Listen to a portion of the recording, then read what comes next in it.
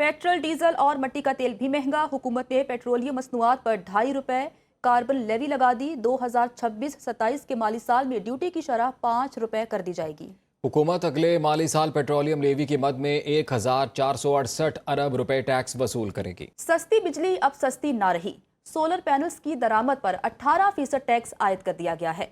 Online खरीदारी पर भी सेल्स टैक्स की शरह 18% करने की तजवीज़ है। कुरियर कंपनियां हर माह अपना ट्रांजैक्शन डेटा जमा कराने की पाबंद होंगी। पॉइंट ऑफ सेल्स मशीन से टैक्स चोरी पर जुर्माना 10 गुना बढ़ाकर 50 लाख रुपए करने की तजवीज़ है। इंटरनेशनल ब्रांड्स की प्रोडक्ट्स की खरीदारी पर 5% टैक्स आयद कर दिया गया।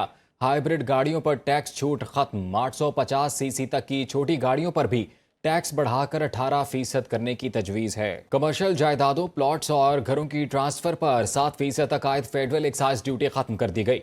वज़ीर ख़जाना का 10 मरले तक के घरों और 2000 मुरब्बा फुट के फ्लैट्स पर कर्ज देने का ऐलान। जायदाद की खरीदारी पर विदहोल्डिंग टैक्स की शरह 4% से कम करके 2.5% मुकर्रर।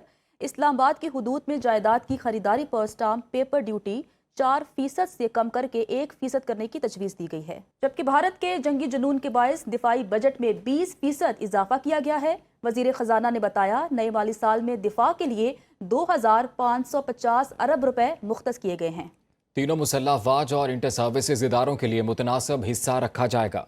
आइंदा माली साल के बजट में मुतादिद अशिया पर टैक्स बढ़ा दिया गया है। सोलर पैनल पर 18% ड्यूटी आयद, गाड़ियों, पेट्रोल और डीजल पर कार्बन लेवी आयद, सब्जियों, ग्रीन टी, ब्लैक टी की दरामद पर 10 से 15% कस्टम ड्यूटी लगाने की तजवीज़। चॉकलेट्स की दरामद पर 15% ड्यूटी आयद कर दी गई है। बेकरी में इस्तेमाल होने वाली अशिया पर भी 15% टैक्स लग गया है।